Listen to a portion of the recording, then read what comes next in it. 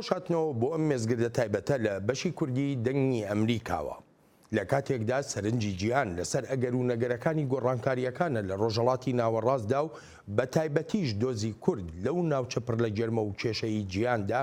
پرسیارگەلێکی زۆریشی لەگەڵ خۆیدا هێناوە، هەرچەندە تا ئێستاشی لەگەڵدا بێ کورد نەکەر خاوەنی گوتارێکی هاوبەش نییە، بەڵکو ناکۆچێ سیاسیەکان بوونە تەمایی دابەشبوونی زیاتری نێوان لایەنە سیاسیەکان و ئەم دابەشبوونەش ڕۆچۆتە نێو کۆمەڵگەشەوە. لەم مێزگردەدا سەنگی دەخینە سەر کوردستانی ئێران کە جیاوازیەکان بە شێوەیەکی بەرچاو دیارن و کاریگەری نەرێنیشی کردووەتە سەر ئاستی متمانەی خەڵک بەرامبەر بەو لایەنە سیاسیانە. حەزبی دیموکراتی کوردستان دوو بەش بووە، کۆمەڵی زەحمەتکێشان بۆتە چەند بەشێک، هەر لایەنەش ئاڕاستەیەکی سیاسی و هاوپەیمانەتی سیاسی خۆی هەیە، یەکتر قبولکردن ئێجگار کەمە لە نێوانیاندا، بەڵام ئەمانەش هەمووی نەبوونە تەمایی ڕێگەگرتن لە هەوڵەکان بۆ نزیک بوونەوە لە نێوانیاندا. دکتۆر ئاسۆ حەسەنزادە جێگری سکرتێری گشتی حزبی دیموکراتی کوردستان، هەروەهاش ناسر بابەخانی لە ئەکادیمیای لێکۆڵینەوەی ڕۆژهەڵاتی ناوەڕاست لە واشنگتن میوانی ئەم مێزگردەمانن. دکتۆر ئاسۆ کاک ناسر، سوپاس بۆ ئامادەبوونتان. دکتۆر ئاسۆ، باز دەکرێت هەوڵەکان زۆرن، پێشتریش لە چەند ساڵێ لەمەوبەرەوە تەواوی ڕێبەرانی کورد لە ڕۆژهەڵاتی کوردستانە ئاماژە بەوە دەکەن هەنگاوی گرنگ لە ئارادایە، مژدەی خۆش بەڕێوەیە، بەرەو ئەوە دەڕۆین هەر هیچ نەبێ بەرەیەک دروست بکرێ، بەرەیەکی سیاسی، بەڵام هەتا ئێستاشی لەگەڵدا بێ هیچ شتێک نهاتوێتە ئاراوە. بۆ ئەمە نامەوێت بە زۆری تابلۆیەکی پۆزیتیڤ نیشان بدەم، بەڵام ڕژبینی زۆری شەر خراپە. دەزانی لە ساڵانی ڕابردوودا گە 10 ساڵی ڕابردوو چاو لێ بکەین، دانیشتن زۆر بۆ دەگوترێت کە ئەو دەرەنجامەی نەبووە، ئەو بەرهەمەی نەبووە کە چاوەڕوانی لە ئێمە دەکرێت هەی بێ، ئەوە ڕاستە. بەڵام ئەگەر چاو لێ بکەین لەگەڵ ڕابردووی زۆر دوور بەراوردی بکەین، گرژی هەبوو لە نێوان پارتەکانی ڕۆژهەڵاتی کوردستاندا نەماوە، جیاوازی ئایدیۆلۆژی و فکری و استراتیژی سیاسیمان هەبوو، تقریبەن ئێستا ئیجماع هەیە لە نێوانماندا، و پاشانیش لە هەمووی مهمتر لە زۆر بڕگەی 10 ساڵی ڕابردوودا ئێمە هەماهەنگی سیاسیمان هەبووە و هەرەوەی کە ڕەوتەکە ئاسایی بۆتەوە ئەوە شتێکی مثبەتە، بەڵام بۆ ئەوڕۆ بۆ زەرورەتەکانی هەلومەرجی ئێستاوە کافی نییە. ئەمن دەم هەیە بەبێەوەی کە دیسان بڵم هەموو شتێک ئامادەیە، هەموو شتێک تەواو بوو، بەڵام لە چەند ڕۆژی ڕابردووداوە لە هەفتەکانی ڕابردوودا پێشکەوتنی زۆر تازەتر ڕوویداوە، چونکە وەک ئاگادارن لە 1-2 هەفتەی ڕابردوودا پارتەکانی ڕۆژهەڵاتی کوردستان و حیزبی دیموکراتی کوردستان لە نێواندا توانیویانە ناوەندێکی هەماهەنگی پارتەکانی ڕۆژهەڵاتی کوردستان دروست بکەن و ئەوەندەی دەگەڕێتەوە سەر دابەشبوونەکانیشی کە جەنابەت لە پێشەشیدا ئاماژەت پێکرد. ئاگام لێ کۆمەڵەکانیش بەخۆشیەوە و بەڵام دموکراتەکانیش ئەمە پێشکەوتنی زۆر گەورەمان وە دەستێناوە. دەزانم پێشداش خەبەری خۆشمانداوە بە نەتیجە نەگەیشتووە، ومێ دەخوازم ئەو جارە نەتیجەکان دیارتر بن بە زووی. کاک ناسر، دکتۆر پێمان دەڵێ پێشکەوتنی زۆر ڕوویداوە، ئەگەر وا بێ بەڕای جەنابێ نیگەرانی خەڵک لە ڕۆژهەڵات دەڕەوێنێتەوە بەرامبەر بە ئەو ڕەوشەی کە لایەنە سیاسیەکان هەیەە، ئایا متمانە دەجێڕێتەوە یاننا؟ من دەگەڵ ڕێزمدا بەو خۆشببینیە کە دکتۆر ئاسۆ باسی کرد لەگەڵ و خۆشببینیی دانیم بەڕاستیە، نەگەر بمێ واقعبینانە باز لەوە بکەم کە لە نێو خۆی وڵاتدا چۆنا و چۆنە باسەکە خەڵک بە شێوەیەکی با بڵێن ناومێدانە چاو لە دۆخی پارتەکانی ڕۆژهەڵاتی کوردستان دەکا. ئێمە هەر دوور ناڕوین، دکتۆر دەفەرمێ لە ماوەی 10 ساڵیدا ئێمە پێشکەوتنمان بە چای خۆمان دیوە. ئەمن چەند نمونەی عینی دێنمەوە کە با بڵم حیزبەکانیمە چەندە لێک دوورن و چەندە پەرتەوازن. بۆ وێنە سیر کە لە 2 ساڵی ڕابردوودا کە لە زیندانەکانی ورمێدا نزیک بە 37 زیندانی سیاسی کە سەر بە پارتە جۆرا و جۆرەکانی هەموو حیزبە سیاسەکان بوون، ئەو حیزبانە کە ئەوانە مانیان لە خواردن گرت و ئینسان ژیانی لە مەترسیدا بوو، نەیانتوانی پێکەوە یەکدانە بەیانەیەکی هاوبەش دەرکەن بۆ پشتگیری و داکۆچی لە مافەکانیان. دیارە حیزبی دموکراتی کوردستان ناتوانم بێ ئینسافێ بکەم لە دوای چەند ڕۆژان ئەوەی دەرکرد، یا زۆر شتی دیکە هەیە لە گۆڕەدا. ئەمن کێشەم لەسەر ئەوەی نییە کە حیزبی دیموکراتی کوردستان یا حیزبی دیموکراتی کوردستانی ئێران یا کۆمەڵەکان بۆچی یەک ناگرنەوە. کێشەی مە ئەوە نییە، ئێمە گرفتێکی کە هەمانە تەنانەت گوتاری هاوبەشیش نێوەک جەنابەت باست کرد لە نێو وتەکانتدا. کێشەی من نەبوونی گوتارە، یعنی من وا هەز دەکەم ئەو گوتارەی کە دەبێ بێنێ ئێمە هەمومان لە دەورێکتر کۆکاتەوە، چ بەو تایبەتمەندیانەی کە لە با بڵێن دیاسپۆرا هەیە، چ لە باشوور هەیە و چ لە نێو خودی ڕۆژهەڵاتی کوردستاندا هەیە، ئەو خاڵە هاوبەشانە بۆی کە بدۆزینەوە لەسەر بنەمای ئەوان کۆکبین پێکەوە نییە. بۆ وێنە دەبینی حیزبی سیاسیمان هەیە کە جوڵەی مەدەنی خەڵکی ناوخۆ یا خۆڕاگری خەڵکی مەدەنی ناوخۆدا بە شتێکی نەرێنی وەسف دەکات. یعنی پێی وایە کە ئەو کارە بە شێوەیەک لە شێوەکان تێکەڵاوکردنی دەسە لەگەڵ دەسەڵات جابووە هەتا ئەو شێوەڕوانینە هەبێ ینی ئەو کلێنە دیارە کلێنەکان یەک و دوژنین ئێمە کلێنی نێوان بژاردەکانی کۆمەلگای ڕۆژهەڵات لەگەڵ حیزبە سیاسەکانمان کلێنێکی یەکجار زۆرە من پێم وایە لە پێش هەموو شتێکیدا دەبێت لەسەر ئەوە کۆک بین کە بتوانین گوتارێکی ساز بکەین کە هەمومان لەژێر ئەو چەتریدا خۆی تێدا ببینینەوە ئەوەش دەگەڕێتەوە سەر ئەوەی کە حیزبە سیاسەکان لەگەڵ نێوخۆ بتوانن ئەو کلی دواژانە بدۆزنەوە. دکتۆر ئاسۆ جەنابەت ئاگاداری ئەوە هەی زۆرێک لە شیکەرەوە ئاماژە بەوە دەکەن دەڵێن قەیران من ملانێ ناکۆچی ناڕزایی ئاڵۆزی نێوان ئەم لایەنە سیاسیانە و تەنانەت لەناو خودی لایەنە سیاسەکانیشدا ئەوەیە کە هیچ کێشەیەکی ئۆرگانیان نییە هیچ کێشەیەکی ئەوەندە سەرێکیان نییە کە بڵێ چارەسەر ناکرێت و کێشەکان زیاتر لەسەر شتی کەسێتی بنیادنراوە زیاتر کێشەی لابەلان زیاتر لە پێویست قوڵ کراونەتەوە هاوڕایت نا هاوڕانیم لەگەڵەوەشدا دەزانانی ئەمە پێم وایە کێشەی کەسێتی لە هەموو ئۆرگانیسمێکی سیاسیدا دەکرێت هەبێ بەڵام پێم وایە ئەگەر کێشە کەسێتەکان بەرجەستە دەبنەوە ئەو پێشدا دەرەنجامی ئەوەیە کە پێکهاتەکان ساختارەکان ستراکچرەکان و وەڵامدەری هەلومەرجی خەبات یا شێوازەکانی خەباتین یعنی ئەمە پێشدا دەبێت ئامادەجی ئەومان هەبێت کە بۆی دەبچینەوە و پاشان با بڵم وەختێکی لە حیزبێکیدا کێشە هەیە لەسەر شێوەی بەڕێوەبردننی مەسەلاەن حیزبێک یا لە مکانیزمەکانی دروستکردنی بڕیاردا ئەو بۆ خۆی پرسێکی سیاسیە چونکە ئێمە لە ئێرانیشدا لە وڵاتی خۆشماندا کێشەی ئێمە لەسەر ئەوەی کە وڵات چۆن بەڕێوە دەبردرێ بۆیە دروشمی سیاسی هەڵدەگرین بۆیە لەوەیدا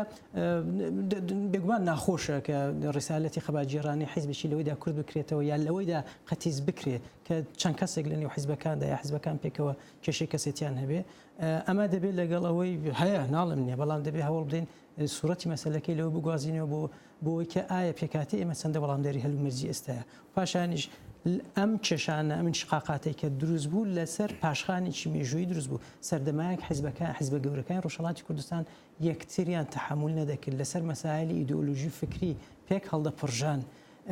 دواتر شتی دیکە دروست بوو ئەو مەوزوعی کە کاک ناسر باسی کرد کە تەواو دروستە ئەو جار درزێکی دیکە دروست بوو کە درزی نێوان بەستێنی شۆڕژێری لەلایەک و بەستێنی مەدەنی لەلایەکی دیکە بوو یعنی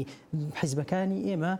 دیارە لەو ڕاستەیەدا حیزبی دموکراتی کوردستان زۆری هەوڵداکەوە نمێنێتەوە ویستی هەوڵ دەدا لە هەوڵدایەوە پێویستە مەسەنتێزێک دروست بکەین بۆ بەستنەوەی بەستێنەکانی خەبات پێکەوە بەڵام ئەوەی کە بڵێن کێشەکان تەنیا شخصی نەبێت بەرلەوەی ئەم دیاردەیە دەرفکەی لە کۆمەلگەی ڕۆژهەڵاتی کوردستاندا ئێوە وەکو لایەنە سیاسیەکانی ڕۆژهەڵات هیچ ئامادەکاریەکتان کردی بوو بۆی هیچ ئامادە بوون بۆ ئەوەی کە ڕۆژێ لە ڕۆژان هەر ئەم لایەنانەی کە وەکو ئۆپۆزیسیۆن سەیری دەکرێت ڕوبەڕووی ئەو بەرەنگاربوونەوەی نەبێت لەگەڵ ئەو بزتنەوە سیڤیلیەی کە دروست دەبێت ساڵانێک کە پێشبینی دەکرێت هەروەکو ڕوشی داوە کە ناڕزایەتی خەڵک بتەقێتەوە چونکە خەڵک بێئومێد بووە لە ئیسلاحی و نیزامە و زوڵم و زۆر بەردەوامە بەتایبەتی لەسەر خەڵکی کورد و ئەو ڕژیمە ناکارامەیە ینی ئیرادەی نییە بۆ چاکسازی بۆ چاک وەڵام دەربوون لە ئەست لە بەرامبەر خەڵکدا پێشبینی دەکرا بەڵام بڵێ ئایا ئامادە بووین ئێستاش ئامادەنین دانی پێدادەنێم کە حیزبەکانمان ئامادەنی چونکە گەمەی سیاسی کورد لە ڕۆژهەڵاتی کوردستان حیزبێک بەتەنی ناتوانانی بڕیاری لەسەردا وەگە حیزبێک هەر چەندێک گوت هەڵگری ئەو گوتارە بێک کە کاک ناسر باسی دەکە قبولمە ئەمە ناڵم گوتار وجودی نییە بەڵام هاوبەش نین لەو گوتاریدا کە پاڵنەری هێزی خەڵکە گوتارەکەمان بە تەواوی بەرجەستە نەکردوەوە چاکمان دانەبێشتووە بەڵام ئەگەر بە فەرزێکێک لە حیزبەکان مەسەلاەن حیزبەکەی خۆم بتوانێت ئاوا وەڵامداری کۆمەلگا پێویستەکانی ئەمڕۆ خەبات بێ هێشتا دەرسەدێکی سنووردار لە گەمەی سیاسی لە دەستویدایە بۆ دیسان دەگەڕێنەوە سەر پێویستی دیالۆگ و بە ئەنجام گەیشتنی نێوان حیزبەکان و بێگومان نخبەکانی ناو کۆمەلگاش. دکتۆر ئاسۆدام بۆ دادەنێ گوتارەکە لەوانەیە هەبێ بەڵام گوتارێکی هاوبەش بە دڵنیاییەوە بوونێکی نییە. جەنابەت گوتاری هاوبەش دەبەستیتەوە بە سیاست لەناو ئەم حیزبانەدا بەبێ گومان یەکێک لە هەرە فاکتۆرە سەرەکیەکان مەسئلەی سیاسەتە و من دەمهەوێت لە تاییدی فەرمایشەکانی دکتۆر ئاسۆیدا ئاماژە بەوەی بکەم ئەو حەولانەی کە لەم دوایانەدا دەدرێ بۆ ئەوەی کە بتوانین ئەمە بەرەو ئەو گوتارە هاوبەشە بڕۆین بە نەزەری من خەلەلێکی زۆر سەرەکی تێدایە و ئەویش بریتیە لە ئەوەی کە حیزبەکان تەنیا و تەنیا بە بەستێن و بە باکگراوندی خۆیان دەیانەوێ ئەو گوتارەی ساز بکەن تا زمانێکی زمانێکی ئەتۆ ئەو ئاورد نەدەێونی خۆی وڵات تا زمانێکی ئەو کلیدواژانەی کە لە نێو خۆی وڵاتدا هەیە و نیان وەریان نەگری نیان هێنی نێو گوتاری خۆت و نیان خەمڕێنی ئەو گوتارە هاوبەشە ساز نابێ وەک ئەرزم کردی نمونەی زۆر بەرچاومان هەیە ئەمە کە حرەکەت لە نێو خۆدا ساز بووە بۆ وێنە ئەمە هەمان بۆ چالاکی مەدەنی چالاکی سیاسی لە نێو خۆدا کاری کردو بەڵام لایەنێکی سیاسی و دوو لایەنی سیاسیەوە ئەو حرەکەتە تەختە ئەکراوە یعنی بەجێوەی لە شۆرە سەرکۆ نەکراوە کەوا بوو ئەوە ناکرێت و بەسانایی لێ تێپەڕبی بڵێ نا ئەوە شتێکی زۆر گرنگ نییە با ئەوە شتێکی یەکجار زۆر گرنگە من پێم وایە کوردی ڕۆژهەڵات ئەگەر بگاتە و ئەنجامە کە بتوانێت ئەو گوتارە هاوبەشە ساز بکە و بیخەمڵێنێ گومانتان لەوەدانە بێت کە دەتوانێت لە نێو خۆدا حرەکەتێکی یەکجار زۆر عەزیم ساز بکرێت ئەو حرەکەتە عەزیمە بوو معناینە کە حیزبەکان بێن لەسەر تەلەڤیزیۆنەکان بڵێن ئەمە بکەن و ئەوە بکەن کە بێنێ لایەنی ئەمنیش بووە خەڵکی ناخۆ ساز بکە ئەگەر گوتارەکە ساز بێ ئەگەر گفتمانەکە ساز بێ نمونەی عینی دێنمەوە من ئەگەر یارمەتی بێ بەر لە نمونونەکە لایەنەکانی ڕۆژهەڵات وەکو جەنابیشت ئێستا ینی ئاماژەیەکت پێدا کە بێ بەرەنگاری ئەو جۆرە بزوتنەوە سیڤیلیە بێت لە ناو کۆمەڵگەی کوردیدا لێرەدا مەسەلەی متمانە چی لێت ینی ئەو کۆمەڵگەیە ئەو بزوتنەوە سیڤیلیانە بمانێ و نەمانەوێت ڕۆڵێکی ئەرێنیان هەیە جا لە بوارە سیاسیەکەدا بێ فەرهەنگیەکەدا بێ هەر بوارێکی کەدا بێ ئەمە پەیوەندیەکە دروست دەکات کە پەیوەندی لە نێوان ئەم لایەنە سیاسیانەی کە بە ئۆپۆزیسیۆن ناو دەبرێن لەگەڵ ئەو بزوتنەوە سیڤیلیانەدا دابڕانێک دروست بوو ئیتر چۆن تەنانەت گوتارەکەش دێتە ئارە ئاماژە بە خاڵێک یەکجار زۆر گرنگ کرد اتفاقاً ئەوە یەکێک لەو کلیدواژانەیە کە من کە تەئکیدی لەسەر دەکەم کە دەبێت هەردوو لایەن ئەو متمانەیەی ساز بکەن تۆ سیر کە ئێستا کە ئەمە لە نێو خۆی ڕۆژهەڵاتی کوردستاندا هەندێکە بێنین لەباری تەبارشناسی و بین ئەو جریانانە لێک بدەینەوە ئێمە ڕێفۆرمخوازە کوردەکانمان هەیە بۆ بێنە ئێمە جەماعەتی داوەت و ئیسلاحمانەیە ئێمە جەماعەتی ناسیۆنەلیستە کوردەکانمانەیە چەپەکانمان هەیە با بڵین بەرەی یەکگرتووی کوردمان هەیە ئەوانە لەباری تەبارشناسی و جریاناتێکن کە لەسەر ئەرزی واقع بوونیان هەیە بەڵام بەپێی ئەوەی کە ژینگەی سیاسی ئەوان لە نێو خۆی وڵاتدا لەگەڵ ژینگەی سیاسی دەرەوە جیاوازە زۆر ئاساییە کە وەک ئێمە بیر نەکەنەوە تەنانەت ڕێکار و میکانیزمەکانی خەباتیان دەگەڵ ئێمە جیاواز بێ بەڵام هونەر لەوەدایە وەک ئەرزم کردی بەپێی ئەوەی کە لایەنە سیاسەکان لە دەرەوەی وڵات دەست و باڵیان بڵاوترە بتوان ئەو گوتارە بخەمڵێنن لێرە دەگەڕێمەوە سەر ئەو مستاق عینیە کە پێشتر دەمەویست ئەرزت بکەم باسی لێ بکەم تۆ سیر کە ئێستا لە بزوتنەوەی باکووردا ئەوەی کە دەکرێت لە قەندیل ڕادەگوازرێتەوە دەچێت بۆ نێو خودی باکوور یعنی ئەو حرەکەتە جەماوەری کە ساز دەبێ ئەو حرەکەتەی کە خەڵک دێنە سەر شەقامەکان گوتارەکەی لە قەندیل دەنووسرێ یعنی لە شاخ دەنووسرێ دوجار دەگەڕێتەوە نێو شار ئێمە کلێنێکی یەکجار زۆر گەورەمان هەیە لە نێوان شاخ و شار لە ڕاستیدا دەستەواژەی شاخ و شار یەکەم جار بزوتنەوەی کوردی لە ڕۆژهەڵات هێناوێتی گۆڕێ لە دەیەکانی لە کۆتا ساڵەکانی دەی 1970 کە شۆڕشی گەلانی ئێران سەرکەوت بوو ئەو کاتی پەیوەندی نێوان شاخ و شار لە ئاست تەواوی پارچەکانی تر چه باش و تەنانەت ئێستای ڕۆژاوە و ئێستای باکووریش پەیوەندێکی چڕۆپڕتر بوو جابووی ئەم پێم وایە بەپێ ئەو بمێژینێ ئەو پێشینێ و ئەو پۆتانسیلەی کە لە هەردوو گلادابوونی هەیە ئێمە دەتوانین ئەو گوتارەی بخڵقێنین ڕاستە ئەمن کە دەڵم گوتارمان نیە ڕەنگە بە قەولی دکتۆر ئاسۆ دەڵێ هەمان بێ گوتارە بەڵام خاڵە هاوبەشەکانمان ئەوەندە لەگەڵ یەکتری دوورە کە دەتوانم بڵم ئەرگوتارەکە بوونی نییە باشە دکتۆرە و گوتارە هاوبەشەی کە جەنابەت ئاماژەی پێدەکەیت و دەڵێی کاری لەسەر دەکرێت ئیشی لەسەر دەکرێت بۆی گوتارێکی هاوبەش بێتە ئاراوە بنچینەکانی چی دەبن کوردبوونە یا سیاسەتکردن کوردبوون بە خۆی سیاسەتکردنە کوردیش کە سیاست دەکات دەبێت کوردایەتی بکە ئەمە بۆ چوونەکانی کاگناسری هەموو جوان و بێجن و لەگەڵی موافقمەڵە تەنیا یەک شت ئیجازە بدەیت لەسەر باکووری کوردستان بڵێم لەگەڵ ئەوەدا من پێم وایە و قابلیەتانی شوێن دانان لەسەر لە نێوان ئەو دوو بەستێنە دەکە لە باکوور هەیە حاشای لێ ناکرێت بەڵام لەگەڵەوەی دانیم بڵێن شاخ جوڵەی مەدەنی لە باکوور دروستکردنا پێش سەرەتای ساڵەکانی هەشتا ینی پێش ئەوەی کە شاخ لە باکوور دروست بێ بەدەر لەو زەرفێت و زمینانە کە لە دەوڵەتی تورکیە ئەو دەمدا هەبوو هێندێک ئەلمنتی زۆر دیار و درەوشاوە بۆ کاری مەدەنی بۆ دروستکردنی ئەو شتێکە ئەمڕۆ لە ئارادا لەوێ هەبوو ئەمی دیکە بەنسبەت وتارەکەم پێم وایە حیزبەکانی ئێمە بێگومان پێویستیان بەوەی هەیە کە جارێ یەکتر قبول بکەن من دیسان ناڵم هەموو شتێک باشە گەورەترین مشکلمان ئێستاژ ئەوە یەکتر قبولکردن بە تەواوی جێی نەگرتووە ئێستاژ ئەو هەستە ئەو ئارزوو ئیشتیایە دەنی و هێندێک لایەندا هەیە لە نێو هێندێک کەسدا هەیە کە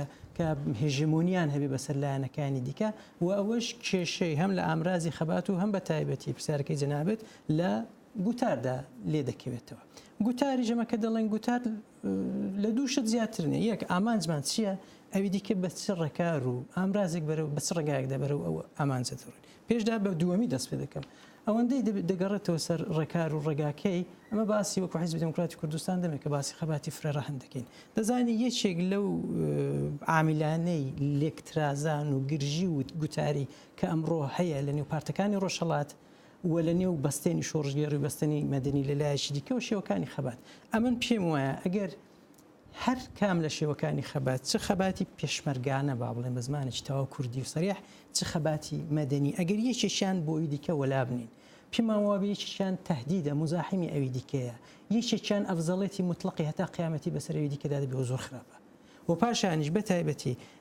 نەخەباتی چەکدارانە و پێشمەرگانە دەبێ بەبێ لە بەرچاوگرتنی بەستێنەکەی دیکەواتە مەدەنی بکرێ نەبەستێنی مەدەنیش بە تایبەتی کە باسی خەباتی مەدەنی دەکەین دەبێ مەبەستمان کۆماری ئیسلامی یا دەسەڵات نەبێت دەبێ مەبەستمان ئەوە بێ کە ڕژیم خەڵک بێنینە مەیدان بە دژی ئەو ڕژیمە چونکە گەرم باسی حاکمیت و دەسەڵاتکەین بێگومان تووشی و گرژیان گوتاریانە دەبین کە لەگەڵ لە نێوان پارتەکاندا ئەمڕۆ ڕوویدا ئەوەندەی دەگەڕێتەوە سەر ئامانجەکە زۆر بە کورتی عرضت بکەم و لێرەدا کە گوتار زۆر گرینگە بێگومان بەڵێ کوردایەتیە بەڵام ئەمە لە ڕابردوودا جا هۆکاری زۆرە وە خدنێ باسی بکەین لەو گوتارە سەروەری خوازیە کوردیە بێ بەش بووین لە ڕۆژهەڵاتی کوردستان جاگەر یارمەتیم بیت لە سەرەتای وەڵامی بەڵێ لە سەرەتای وەڵامی پرسیارەکەمە پێم دەڵێ کورد بوون بۆ خۆی سیاسەتە پێناسەیەکی هاوبەشتان هەیە بۆ کورد بوون هێ من تعریفی کردو ئەو گەلەی حاشا دەکەن لێ و هەشەکەوا بووە تۆ هەرگە کوتە دە من کوردم تۆ لەگەڵ واقعێک شەڕت کردووە کاک ناسر هاوڕایت هاوڕام لەباری فەلسەفی و جەوهەریەکەیەوە تێدام دەگەڵ ئەو مەسئلەی بەڵام بەقەولی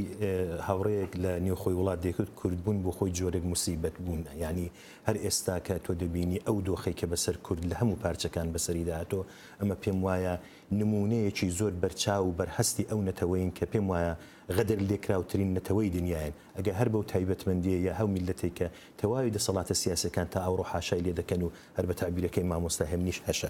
بەڵام ئەم دەمەویست کەوانەی بکەمەوە گەیزنن لەسەر بێ لەسەر ئەو مەسئلەی ئەمن پێم وایە ئەو خەباتەی کە دکتۆر باسی کرد کە ئەمە دەبێت خەباتی فرەڕەهەن ڕەچاو بکەین ئەوم قبوڵە خەباتی چەکداری و خەباتی پێشمەرگانە و خەباتی مەدەنی بەڵام دەبێت لێرە بنەوەی یەکەم و دووەم ڕەچاو بکرێت کامیان ئەولەوێتی بەسەر کامیاندا کامیان لە دۆخی ئەوڕۆکەدا بوز دەخوا ئایا بەڕاستی ئێمە وەک ئۆپۆزیسیۆنی کوردی توانایی ئەومان هەیە کە و خەباتی چەکداریە کە ساڵانی با بڵین سەرەتای شۆڕشی گەلانی ئێران بە سنوورێکی 1000 کیلومتری لە باکووری ڕۆژهەڵات تا باشووری ڕۆژهەڵات پێشمەرگە 14000 پێشمەرگە شەڕی لەگەڵ کۆماری ئیسلامی دەکرد و توانی بووی شوێندانەر بێوە توانی بووی بە تاقە ڕادیۆیەک کە سوسیال میدیان نەبوو ئینتەرنێت نەبوو یەک ڕادیۆ دەنجی کوردستانی ئێران هەبوو کە کلێن و قوژبنی ژیانی تاکە کەسی و کۆمەڵایەتی تەواوی چینەکانی کۆمەلگای تەنی بوو ئایا بەڕاستی ئێمە لەو دۆخەی داین ئایا لەو دۆخەی ئێستادا کە ئەمە ئەو خەباتەی کە دەیکن وەنەوی خەباتی چەکداری کە تێچووی بۆ دەدەین توانیمانە ئەو دەستکەوتانەی کە دەمان هەیە بەدەستی بێنین بە دوور لە مماشات و لە تعاڕفات و لە دروشم جابوویە ئەمن پێم خۆشە لە دەستەواژەیەکی دیکەی استفادە بکەم بە نێوی شار وەک شاخ ئەرکی شاخ کەوتۆتەوە ئەستۆی شار لەو ساتە وەختی ئێستادا پێشمەرگە یا با بڵێن ئۆپۆزیسیۆنی ئێمە ئەو تواناییە یا بڵێن ئەو پۆتانسیلە بە زۆر هۆکار کە ڕەنگە لێرەدا مەجای ئەوەی نەبێ کە هۆکار مانعەکان چند بەڵام بە باوەڕی من دەگەڕێمەوە سەر ئەوەی کە ئێمە دەبێ بێنین هەر ئەو خەباتە مەدینەیە کە لە نێو خۆدایە لەسەر بنەمای ئەو گوتارێک کە باسم لێوە کرد من پرسیارەکە دەمێت لەوەدا بکەم گرتنەوەی ئەو حیزبانە یا گوتاری هاوبەشیان ئایا دەبێتە هۆکاری چی سبینە کۆماری ئیسلامی دەڕوخێ نا بەڵام ئەو شۆکەی کە لە باری ڕەوانیەوە بە کۆمەڵگەی ئێمە لە نێو خۆدا منتقل دەکا هۆکارەکەی دەبێتە دژگرتەوەیەک لە جۆری خەباتی مەدەنی باش ئەی خەباتی سیڤیلی خەڵک لەگەڵ ڕژەمێکی وەکو ڕژەمی کۆماری ئیسلامی ئێراندا چی لێ دەستە بەردەکرێت چی بەرهەم دێنێت دەتوانێت چ گۆڕانکاریەک بکە ئەسکەم بە خدمەتت بۆ خۆت دەزانی ئەو خەباتە خەباتێک نییە کە با بڵێن لە ڕۆژێک و دوو ڕۆژ و ساڵێک و 2 ساڵدا جوابداتەوە بە حقیقت مەگەر ئەوەی کە ئێستاکە لە ئێران چندێک لەو پێش ئەو ڕاپەڕینی سەر هەڵدانی نوێی کە لە ئێران ڕوویدا ئەو دەبینی وردە وردە خەریکی کپکردنی ئەو جریانن بەڵام پاشەکشەیەک بەدەسەڵات کراوە قرار نییە تۆ لە یەکدانە مبارزەی سیاسیدا هەموو یا هیچ دۆ دەستکەوێت سیاستکردن شتێکی نیسبی و ڕێژەیە تۆ سیر دەکەی ئێستا ڕوحانی یا ڕێبەری ئەو وڵاتە بڕواڵەتیش بێ هاتۆ سپای پاسدارانی وەک گەورەترین شەریکەی یا دەسەڵاتداری ئابووری ئەو ناوچەیە هێناوەی ئێران هێناوە کرێتی دەبێ وردە پاشگەز بێتەوە بە باوەڕی من ئەوە پیازێکی کەمێت تەنانەت ئەگەر درۆژ بێ تەنانەت ئەگەر بەخسەش بێ کەوابوو ئەم پێم وایە دەستکەوتەکانی خەباتی مەدەنی بەشان چەت بەردەوامی هەبێ و بتوانێت لەسەرێک ئەو ویستانە ئەم باش بکرێ دەتوانێت دەرەنجامی زۆر باشی لێ بکەوێتەوە ئێوە توانن